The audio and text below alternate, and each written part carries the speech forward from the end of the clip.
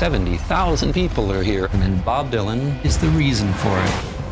Inspired by their true story. For anyone who's gonna hold your attention on a stage, you have to kind of be a freak. Are you a freak? Hope so. And starring Timothée Chalamet as Bob Dylan. He defied everyone. Turn it down! Play loud! To change everything. Make some noise, BD. Timothée Chalamet, Edward Norton, Elle Fanning, Monica Barbaro. A complete unknown. Only in theaters Christmas Day. Rated R. Under 17, not admitted without parent. Botox Cosmetic, out of botulinum toxin A, FDA approved for over 20 years. So, talk to your specialist to see if Botox Cosmetic is right for you. For full prescribing information, including boxed warning, visit BotoxCosmetic.com or call 877-351-0300. Remember to ask for Botox Cosmetic by name. To see for yourself and learn more, visit BotoxCosmetic.com. That's BotoxCosmetic.com.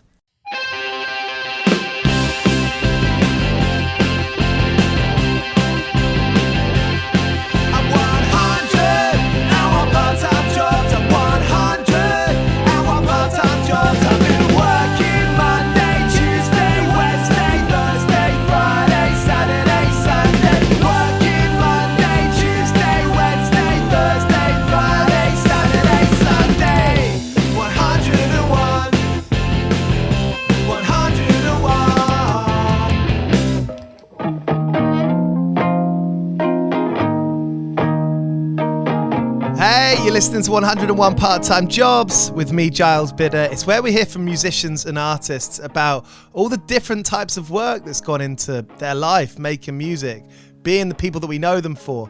And on today's episode, we hear from Nicholas Carpenter, known as Medium Build, and his songs kind of sit in this place of vulnerability and togetherness. I saw him play a really wonderful show at the Islington Assembly Hall, and it felt like a real communal evening.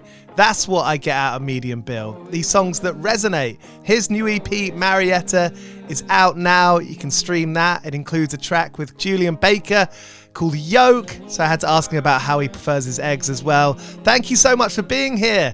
If you like this chat, if you like this episode, make sure you click subscribe.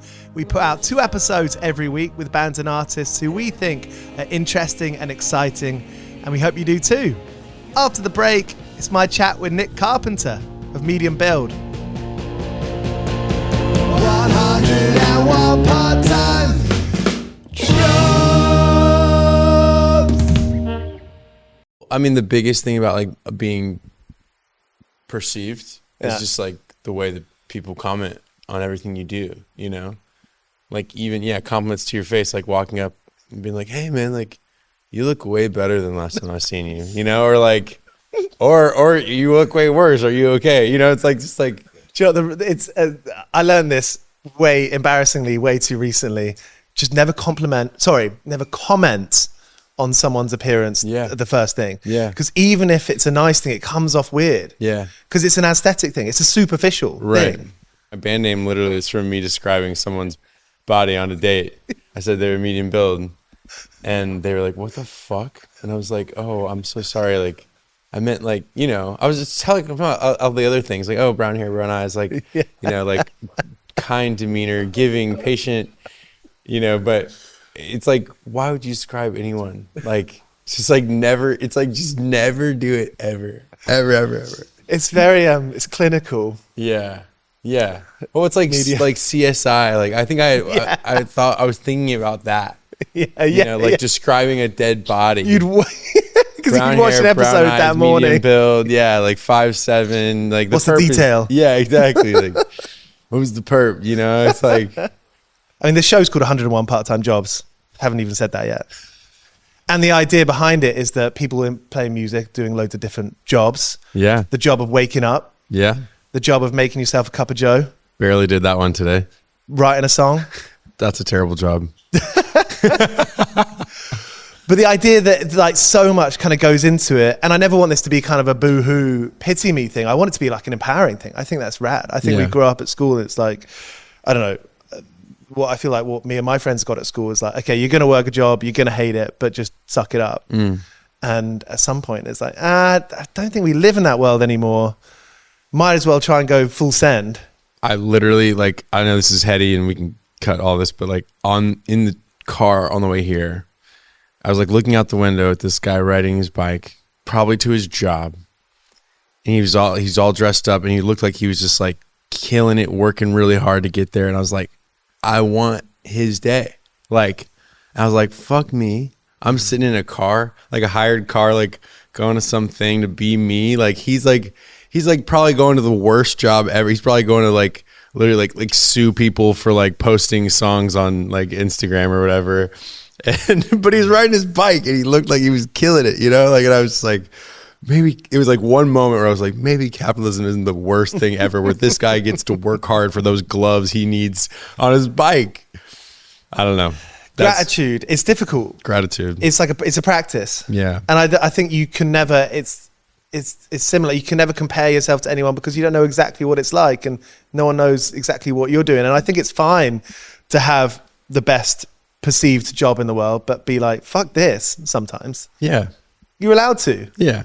I hope so. Well, I guess the idea behind being allowed to do it is that if you say fuck this, then you're like, okay, what do I want to change? Right. What's not good about this? And do I have the power to change it? Do I have the power to change it is huge. And will I, right? Like, am I just a Larry David, like complaining about everything? Yeah. Or do I like actually want to change? But maybe Larry David's happy. Maybe he likes complaining. Right. And maybe that's what makes him happy. Because you started, Medium Build was like a fresh start for you, wasn't it? Yeah. I'm always tempted to do something more commercial, like rip something off, and like I feel that temptation is hard, especially like now that there's some success of me being myself. I'm like, well, certainly I can't continue being myself if I want to grow, right? That's truly how I feel sometimes. It's the opposite of the truth, right? It's crazy though. It's like you look at someone doing something that's very them, and you're like, oh, that's sick. But then you also look at someone who's kind of ripping people off that's killing it as well. Like some sort of middle of the road, like influencer, like person. And you're just like, maybe the key is just to be like hot and make mediocre shit. Sound like McGee. Bro, I mean, McGee is like doing, wait 2 years for all the like the little LA influencer boys to start do a McGee type beat, like get like that like shitty slinky like Police type guitar, shitty drum machine. I mean, I get it. McGee's amazing. It sounds amazing. It's very cool. But like, no one would have thought of that but that dude. And now it's like, yeah, what do? I don't know. I kind of want to make a McGee type beat, you know, not to like blow up, but just like, I want to see if I can do that. Like the same way I listen to, you know, fucking Willie Nelson. I'm like, can I make a Willie Nelson type beat? Could I make I feel like people aren't curious enough to fuck up. I feel like the fear of fucking up is like the fear of the unknown.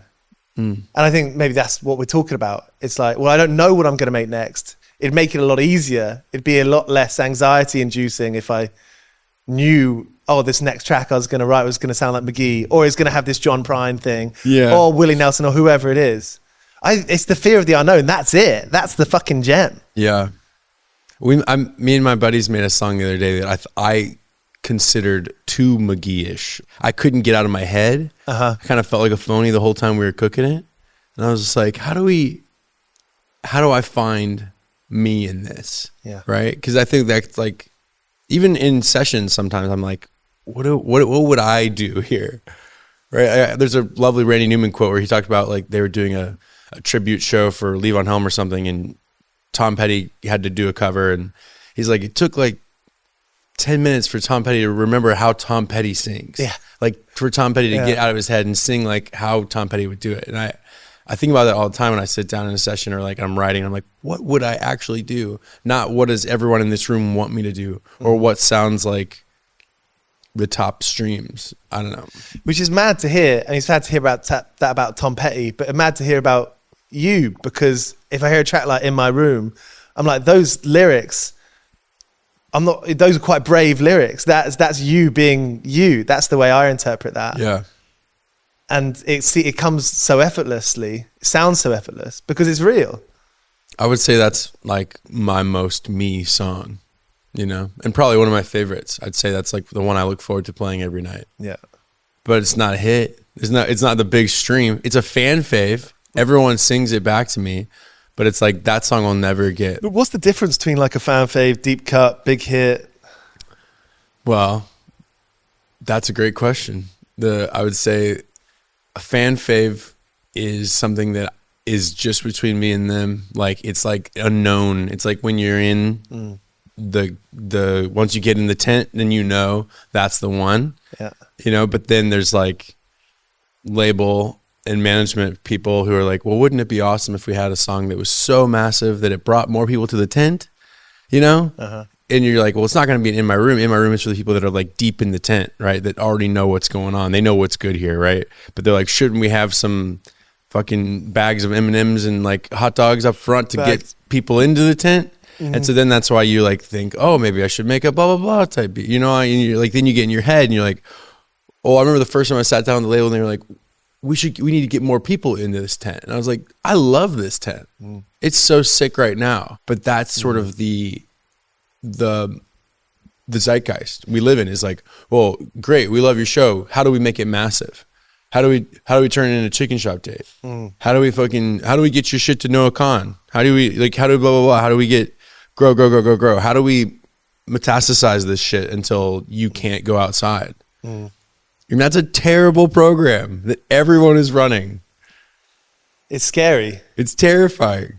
And the thing about Chicken Shop Day is that it was funny. Amelia thought that was funny and she ran with it for years. Yeah. And same with bands like McGee or you. We're talking about you. It's like when I walk in to go see you at the Islington Assembly Hall the other week, I'm like, oh, that connection, the in my room feeling. Yeah. That's why everyone was there in the first place. Because you feel like you're talking to you. We're in a room with you. We're in your room. Yeah. That's why we're there. I guess you have to double down on something that you like you have to double down on something you can defend forever in case it accidentally does blow up. Cause then there's not shame. When you blow up on some shit you don't care about, I think there's a shame involved.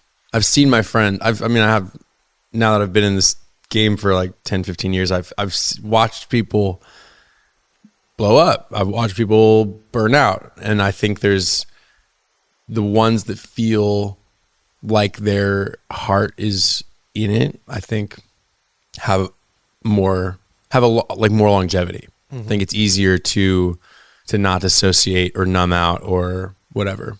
I feel like it's taking risks. When you write that lyric, you're like, okay, this is kind of a funky lyric, but taking a risk here. Yeah. It's real to me. It might not be real for the Eminem fans. The Sweets, not the rapper. Yeah. I want those guys too, though. That's the other thing. Like you have like the guy who wants to be an artist, like the guy who wants to be so honest and like break the mold and stuff. And you have a guy who's like deeply insecure and wants everyone to like him. And like we'll sit on the train and watch someone like get on the train that kind of looks cool and has headphones on. I'm like, what are they listening to? Yeah. How could I be in those ears? I did that the other day. Someone was wearing headphones down my street and I ran up behind him, tapped him on the shoulder. I was like, what are you listening to? Because he looked like he was having a great time. Yeah. And that was so rogue of me. Could have get punched or something. Yeah, right. But he was like listening to Thundercat. No shit. And I was like, that's it. I was like, have a nice day. You're like, love Thundercat. And I bought myself a can of pop and went on my way. I love that. I think that's got to be the masculine equivalent of like women asking each other like, oh man, like I love your hair, like, or I love this top, like where did you get that? It's like just like a dude seeing a guy like hey bro, hey, I'm so sorry, like what are you vibing to right now? My king, what has got you goosenecking like this on a Tuesday morning? Like Goosenecking. That's good. 101 part-time jobs. 101 part-time jobs. YouTube, when I click on my homepage, it's giving me skate videos and it's giving me music. That's how I found out about you. Hell yeah. Watched that video. I was like, this is sick. Learn about you moving to Alaska. So tell us about that. You were in your like mid-20s, pretty disenchanted. You and your older brother, up sticks from Georgia to Alaska, Yeah. pretty far away. He moved up there when I was 18, and I went up there and visited him for a couple months. And then I was like, this is weird, too cold. I don't know how to do life in the snow. Went back to the South, hung around for another 5 years, playing in bands, writing songs, losing my mind, drinking a bunch, trying to figure it out. Couldn't figure it out. Went to college, dropped out. And then, yeah, disenchanted is the right word. I was like, cool, I'm out. I'm going to go back up to where no one cares. Nobody cares in Alaska. Cares about what? Like nobody cares about anything. I mean, it's just like it's not London, it's not Atlanta, it's not Nashville, there's no like, what are you listening to? There's not like a culture stream that you need to hop in on. It's just like everyone's there existing. So what do you do when you wake up on a Tuesday morning?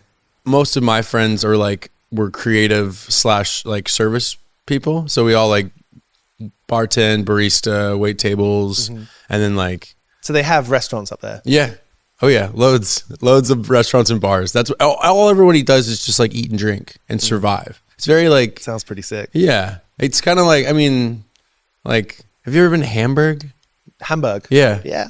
That's got an Anchorage vibe on Okay. it. Like, we survived long, cold, dark winters, a lot of drinking, a lot of eating like food that'll put some meat on you, like late nights, a lot of smoking cigarettes and doing uppers and talking about how much crazy shit we're gonna do, you know? Like, it's a 3 a.m. kitchen party. Yeah, that's Alaskan culture. It's like celebrating the sun during the summer, and then like surviving the winter, talking about when the sun's gonna come back, partying.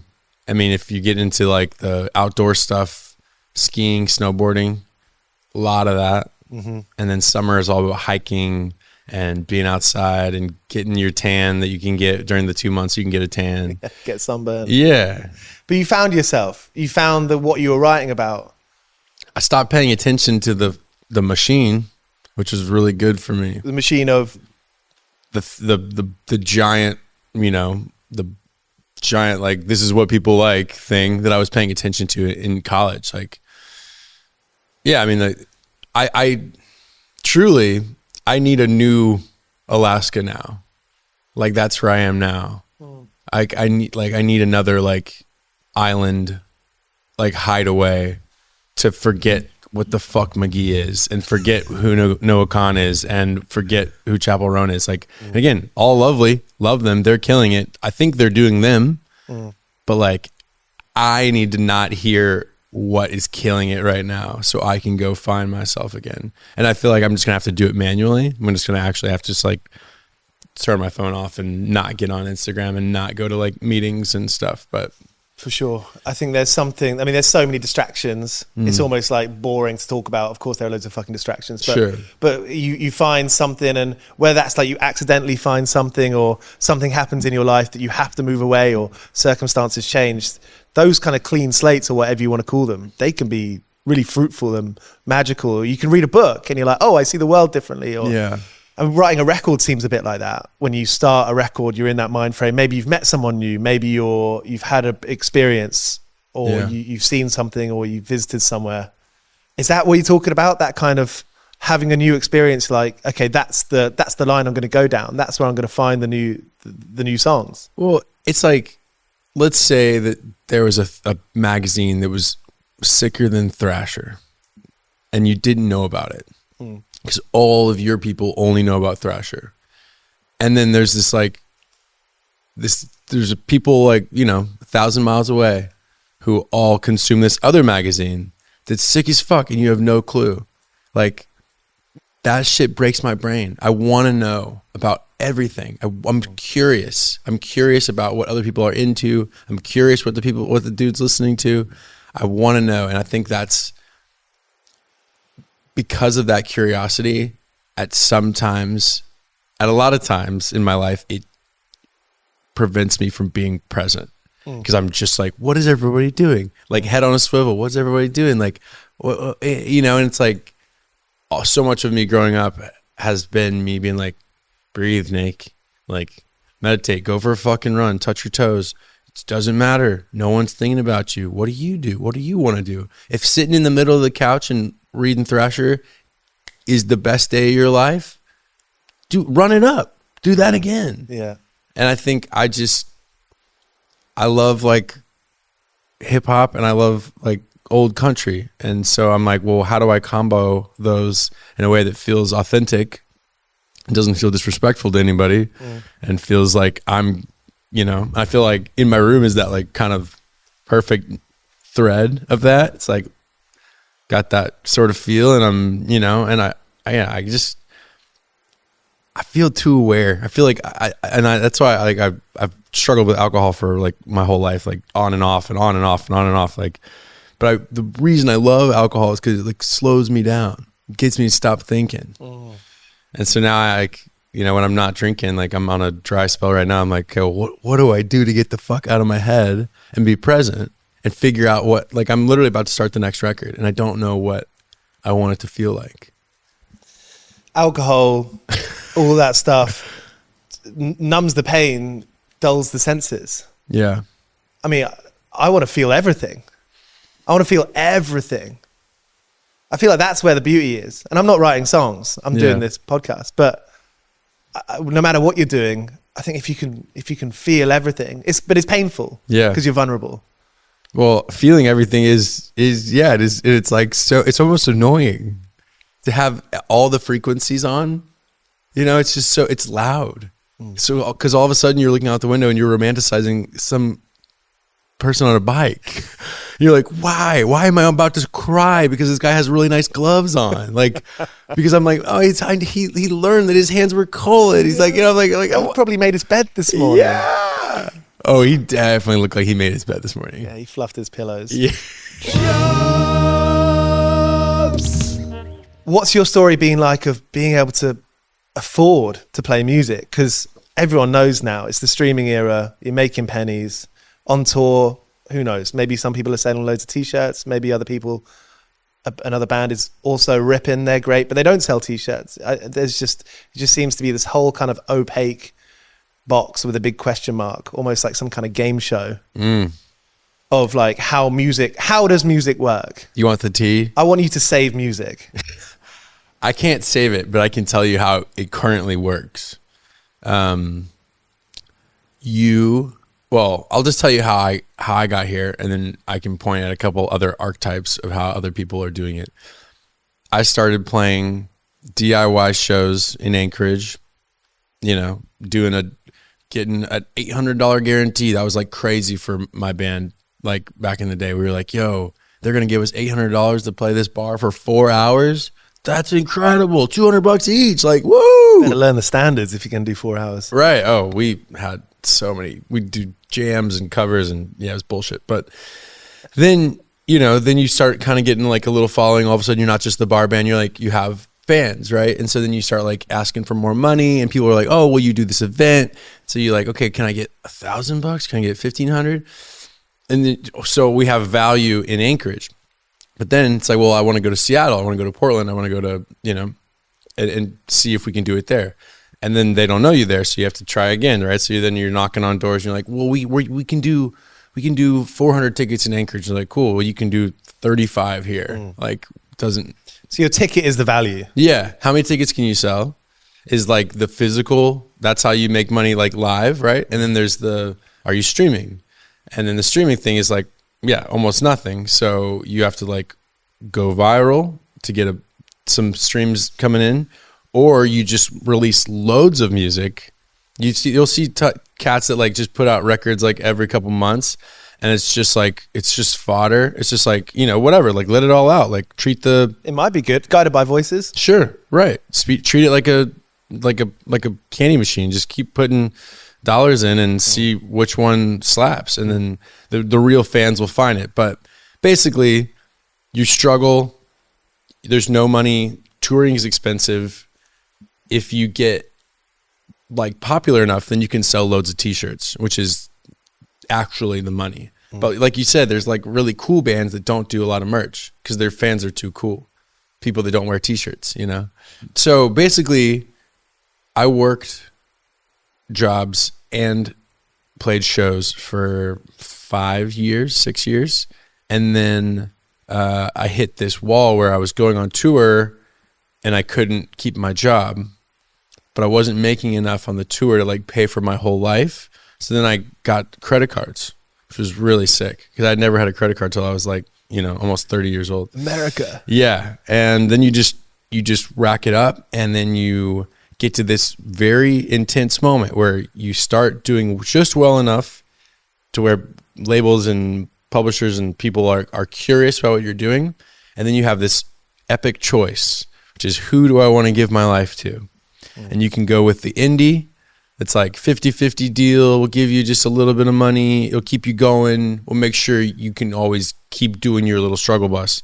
Or you got the major who comes in and is like, we're going to take most of it, but we're going to give you so much and you're going to be set until we drop you or whatever, unless it doesn't go well. I took that one. I took the big one so that I could fucking try. Because they were like, basically, if we give you the big one, you can try to go crazy, Full send. Right. And I personally I got a pretty good deal. I did some heavy pitting people against each other, which worked in my favor. But most people don't have that to lean on, right? So you're literally leaning on your parents, or you're leaning on your side hustle, right? Selling Adderall to fucking go on tour. There's so much. It's just the worst. Honestly, I am Larry David right now, and I'm just telling you, this is the worst job ever. It's it's not friendly. People are constantly trying to rip you off. Everybody eats out of the thing. You sell 1,000 tickets, you sell 1,000 t-shirts, and then 20 people come and are like, oh well, yeah, dang, we let you sell merch here. And then the lawyer is like, oh well, I looked over that deal to get this show. The agent's like, well, you wouldn't be here if we didn't do that. And some label deals are we'll eat off of all that as well. So the label will come by, and then the manager comes by, and it's then your bandmates eat, right? And it's then the venue eats, and it's this sucks. I'm not the first person that said this. Everyone's knows, but it's just you see a 17-year-old kid with Ableton open, making a beat, and you just want to be get into finance, sell your soul, go, or do it on the weekends. Yeah, or become a farmer. No, grow a fucking radish. Yeah.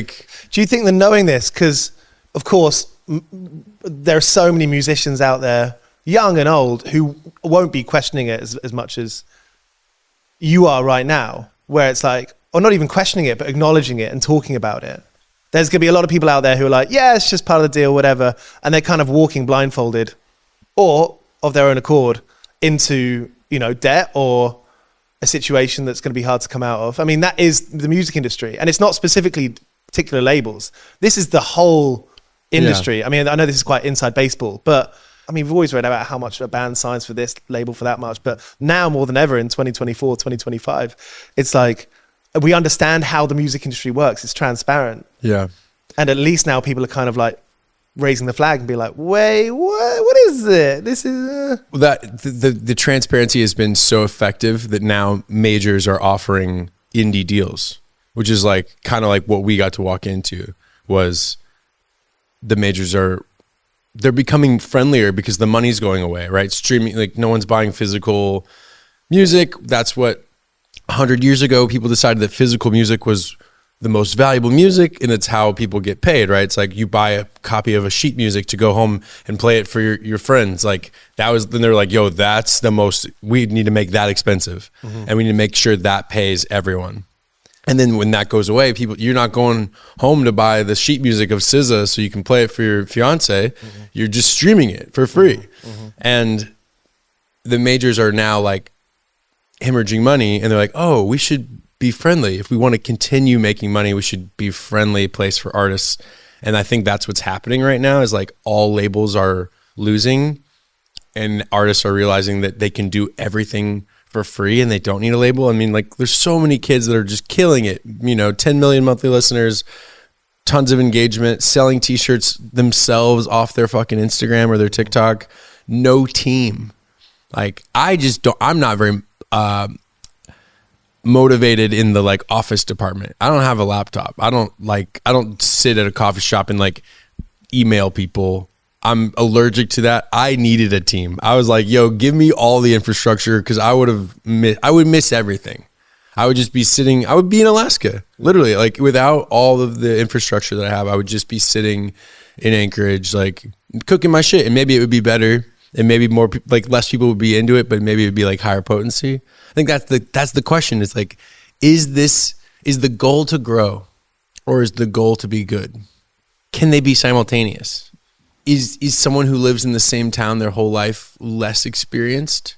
Like maybe they don't understand how to, get from Old Street to Bank, maybe they'd be confused, like trying to like go through the Frankfurt airport, and maybe I'd be like, yo, I've done this, come on, follow me. But I had this feeling when I was a kid where when my parents were super on that God shit and I was like really believing it as a kid, and I'd be like, man, there has to be somebody somewhere that's never heard of this God shit, right? And I was like, well, what about them?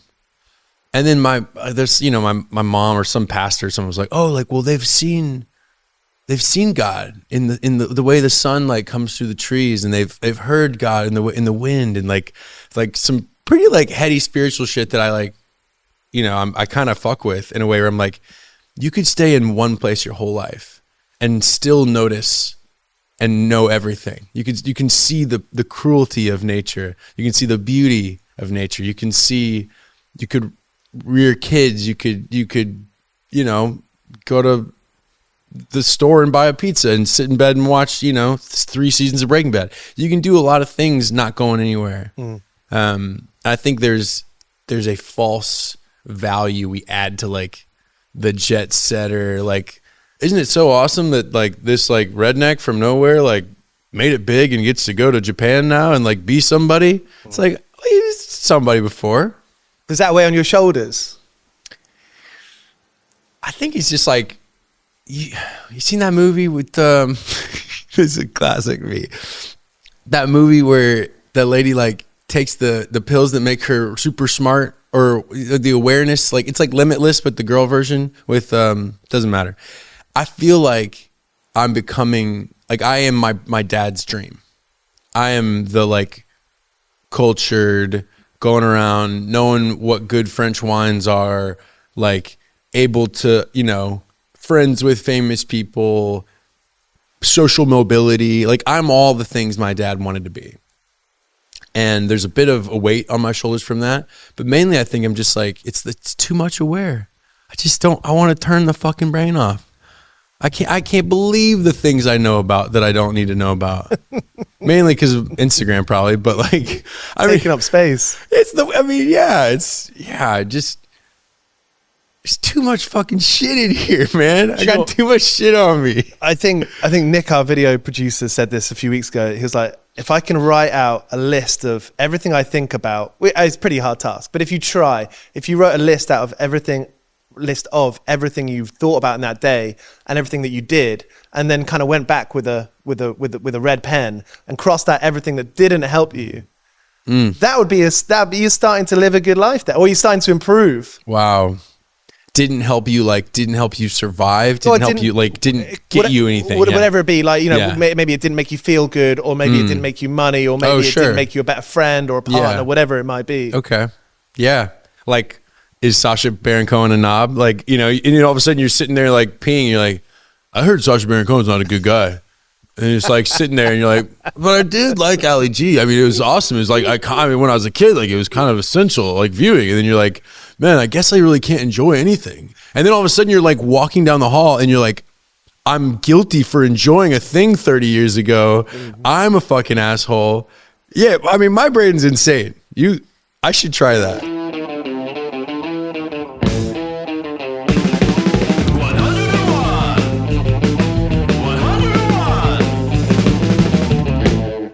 Hey, thanks for the chat. This is good. 101 part-time jobs. And then we got into 2 of them. What are some of what was your worst day of work? What was a day that you just thought, if I get to the end, of today, then I've done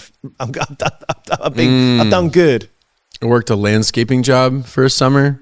Yeah. And I was just the worst at it. Like, I wasn't good at it. Turns out there's a skill to like a weed eater and like an edger and like all those machines. And I've edged. Yeah, I'm edging right now, bro. No, it just was so difficult and so exhausting, and it was so hot. It was like in Nashville, like 95 degrees in the summer. And I think I barely lasted a month. And I was like, I'm sorry, I'm not cut out for this. I need to go back to like waiting tables. Did you own up? You went to the boss. Yeah, I was just like, I'm so sorry. This is not, I can't. Like, there's just guys that are way better at this, and I don't have the skill. That's very honorable of you. Yeah, I'd rather clean up shit in a bar. I'd rather clean up puke in a bar.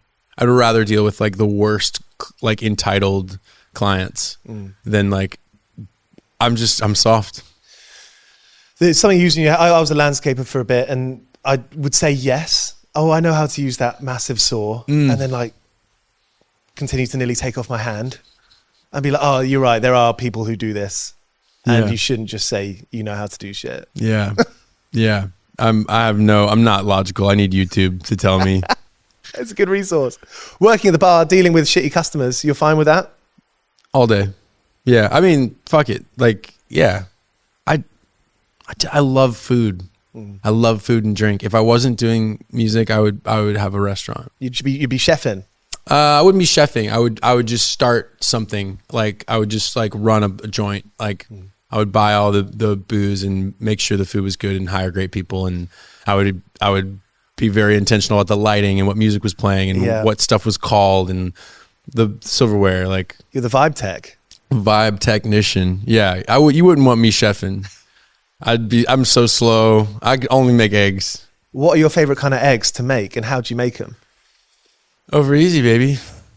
Fucking 3 minutes. One flip, done. So there's a little bit of soft in the middle. Yeah. Oh yeah. Yolk. I like some runny. Yeah. Yeah.